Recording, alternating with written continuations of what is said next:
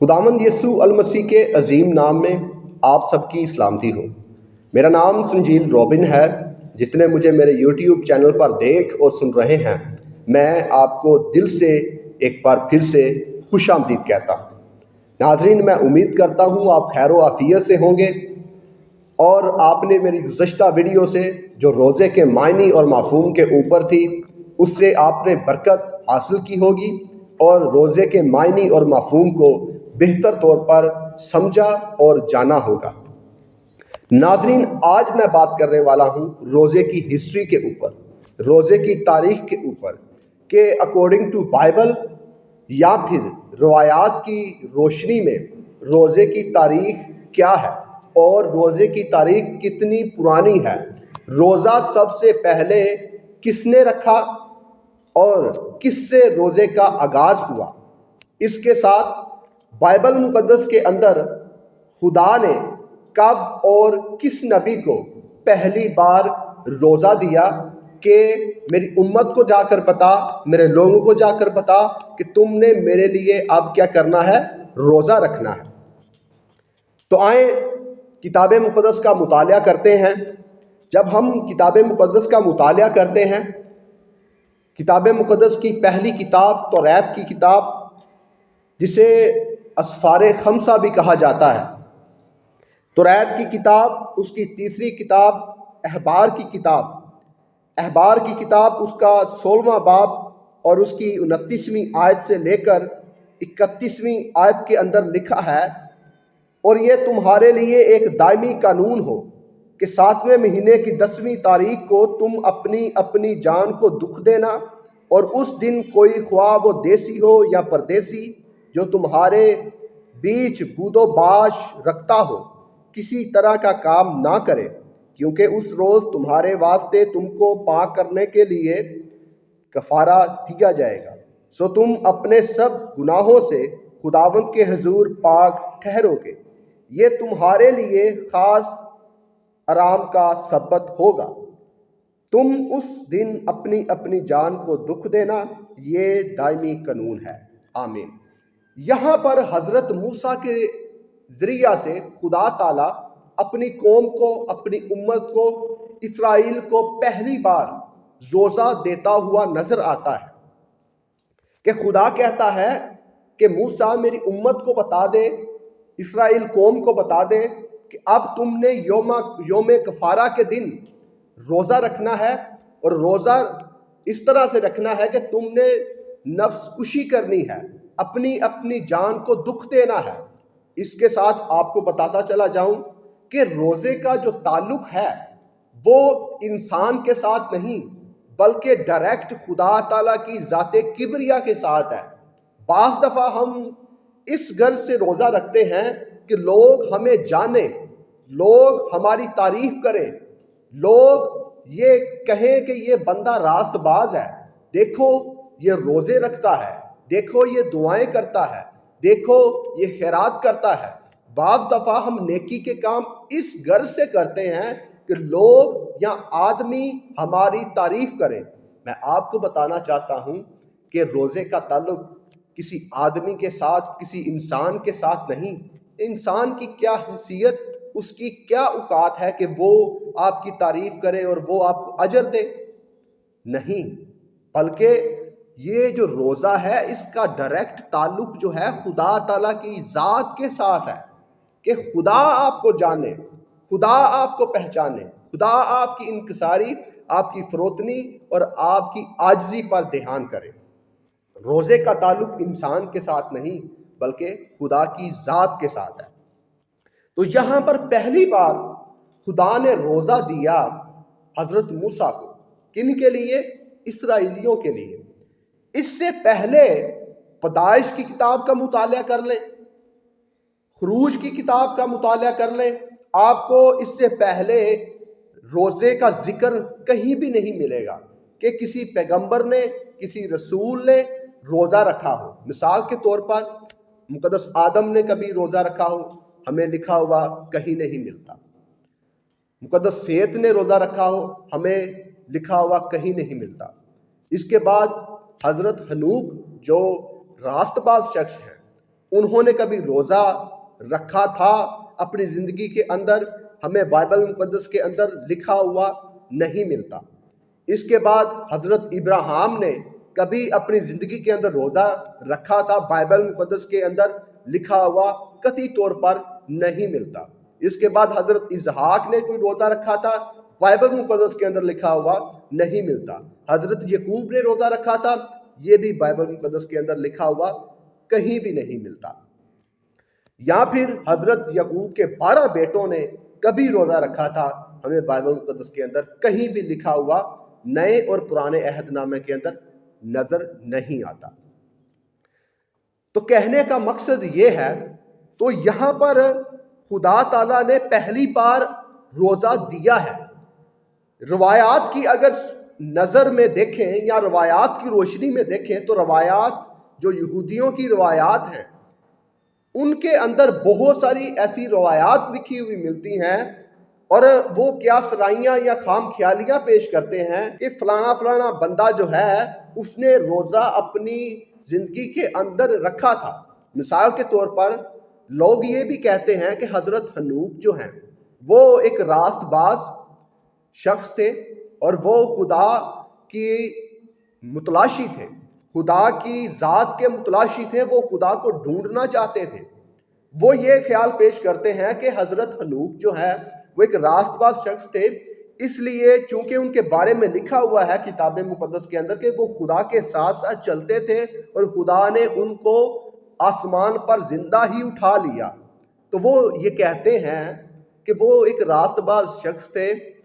تو راست باز شخص بننے سے پہلے جب وہ ابھی ایمان میں انہوں نے اپنے ایمان کا آغاز ہی کیا تھا اور خدا پر ایمان لائے تھے، تو ہوا کیا تھا ان کے ساتھ، وہ جنگلات میں چلے جاتے تھے، اور جنگلات میں جا کر جو ہے وہ خدا کی معرفت کو حاصل کرنا چاہتے تھے، خدا کی ذات کو پانا چاہتے تھے، خدا کو دیکھنا چاہتے تھے، خدا سے ہم کلام ہونا چاہتے تھے۔ اس لیے وہ جنگلات کے اندر یا ویرانے میں جا کر جو ہے نفس کشی کرتے تھے، فاقہ کشی کرتے تھے اور روزے رکھتے تھے، اور وہ کہتے ہیں روزہ ہی واحد ایسا ذریعہ اور ایسا سورس ہے جس سے ہم جو ہیں خدا کی ذات کو بڑے ہی جلدی طریقے سے حاصل کر سکتے ہیں یا خدا کی معرفت کو پا سکتے ہیں۔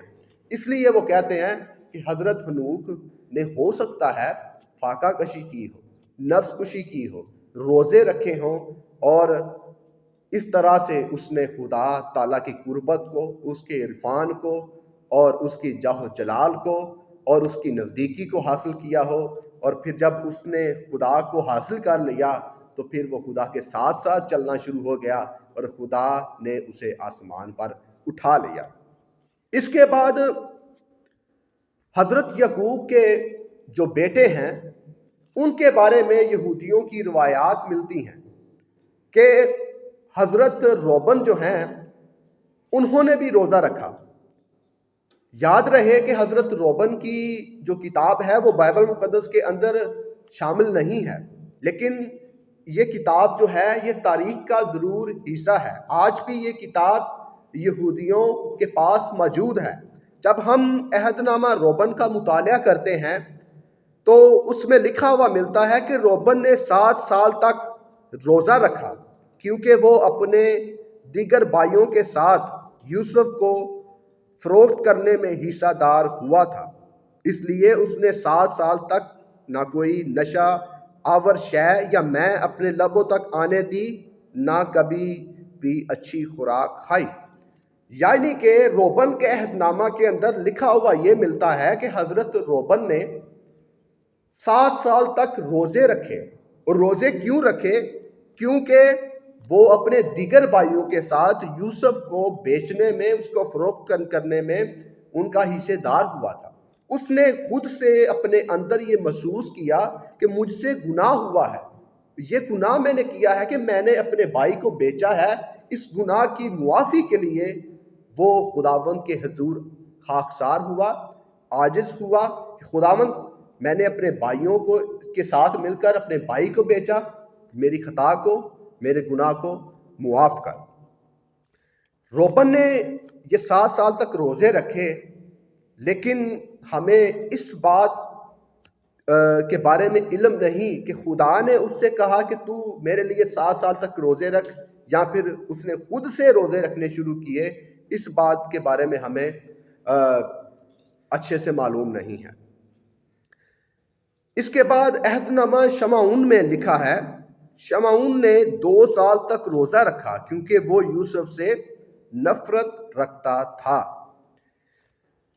روبن جو یعقوب کا پلوٹھا بیٹا تھا اور شمعون دوسرا بیٹا تھا، تو شمعون نے بھی 2 سال تک روزے رکھے۔ کہاں پر لکھا ہوا ہے؟ عہد نامہ شمعون میں، کہ شمعون نے 2 سال تک روزہ رکھا کیونکہ وہ یوسف سے نفرت رکھتا تھا۔ اس نے اپنے آپ میں یہ محسوس کیا کہ میں یوسف سے نفرت رکھتا تھا، مجھے روزہ رکھنا چاہیے کیونکہ یہ گناہ ہے، اور گناہ کے لیے مجھے خدا سے معافی مانگنی چاہیے کیونکہ میں اپنے بھائی سے بنا کسی وجہ کے نفرت رکھتا تھا۔ اور اس کے بعد عہد نامہ یہودا میں لکھا ہوا ہے کہ یہودا نے تیمر کے ساتھ زنا کا مرتکب ہونے کی وجہ سے اپنے بڑھاپے میں تائب دل ہو کر روزہ رکھا اور اپنے منہ کے قریب کوئی نشہ اور چیز نہ آنے دی اور دل کو خوش کرنے والی کوئی چیز نہ کھائی۔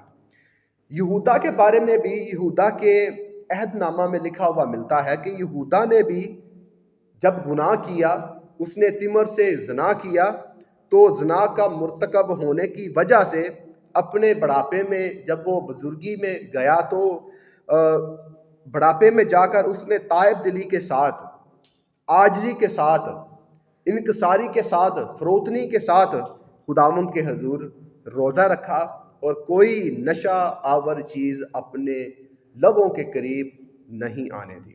یہ تاریخ کے اندر جو ہیں باتیں ہمیں لکھی ہوئی ملتی ہیں کہ خدا کے بندوں نے، خدا کے نبیوں نے روزہ رکھا، اور کس غرض سے روزہ رکھا؟ صرف اس غرض سے کہ خداوند ہم سے یہ خطا، ہم سے یہ گناہ، ہم سے یہ غلطیاں ہوئی ہیں، تو ہمارے گناہوں کو، تو ہماری غلطیوں کو، تو ہماری خطاؤں کو معاف کر۔ تو احبار کی کتاب کے اندر تو ڈائریکٹ جو ہے خداوند روزہ دیتا ہوا نظر آتا ہے۔ یہ روایات جو میں نے آپ کو پڑھ کر سنائی ہیں، یہ روایات ہو سکتا ہے حقیقت پر مبنی ہوں اور حقیقت ہوں، لیکن اس بات کے متعلق ہمیں جو ہے وہ مکمل جانکاری نہیں ہے کہ خدا نے انہیں ایسا کرنے کے لیے کہا یا پھر انہوں نے خود سے روزے رکھے۔ لیکن احبار کی کتاب کے اندر پہلی بار جو ہے خدا روزہ دیتا ہوا نظر آتا ہے اور کہتا ہے کہ تم نے اپنی اپنی جان کو دکھ دینا ہے اور نفس کشی کرنی ہے۔ اور یہ جو روزہ تھا یہ اپنی اپنی جان کو دکھ دینے کے متعلق روزہ تھا۔ اور جب ہم زکریا کی کتاب کا مطالعہ کرتے ہیں تو زکریا کی کتاب کے اندر جو ہے ہمیں ایک اور ایسا روزہ ملتا ہے جو خداوند کہتا ہے تم نے کیا کرنا ہے، تم نے اب دکھ نہیں بلکہ خوشی منانی ہے۔ یہاں پر جب ہم زکریا کی کتاب کا مطالعہ کرتے ہیں تو زکریا کی کتاب اس کا 8واں باب اور اس کی 8ویں باب کی جو 19ویں آیت ہے، یہاں پر لکھا ہوا ہے کہ رب الافواج یوں فرماتا ہے کہ چوتھے اور 5ویں اور 7ویں اور 10ویں مہینے کا روزہ بنی یہودا کے لیے خوشی اور خرمی کا دن اور شادمانی کی عید ہوگا، اس لیے تم سچائی کو اور سلامتی کو عزیز رکھو۔ آمین۔ پہلے خدا نے احبار کی کتاب کے اندر حضرت موسیٰ کے ذریعہ سے ایسا روزہ دیا کہ تم نے اپنی اپنی جان کو دکھ دینا ہے، لیکن یہ جو روزہ ہے پہلے روزے کے بالکل متضاد ہے۔ کیسے متضاد ہے؟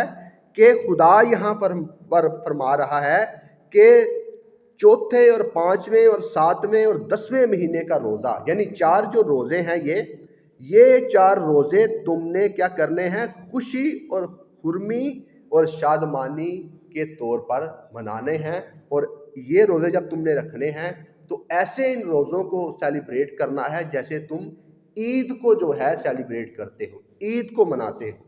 تو یہ جو 2 روزے ہیں ان کے بارے میں ہمیں جو ہے صاف طور پر لکھا ہوا ملتا ہے کہ یہ روزے خدا نے خود دیے۔ پہلا روزہ حضرت موسیٰ کے ذریعہ سے، اور پھر دوبارہ جب روزے دیے تو حضرت زکریا کے ذریعہ سے 4 روزے دیے، اور یہ چوتھا، 5واں، 7واں اور 10ویں مہینے کا روزہ تھا۔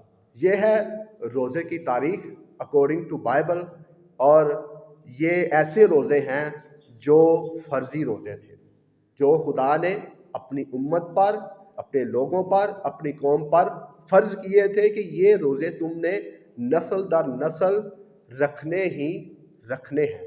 فرض اسے کہتے ہیں جو خداوند کی طرف سے ہم پر کوئی چیز لاگو ہوتی ہے، اور جب لاگو جو چیز خدا نے ہم پر کی ہے ہم اس کام کو نہیں کرتے تو خدا جو ہے ہمیں اس گناہ کی سزا دیتا ہے۔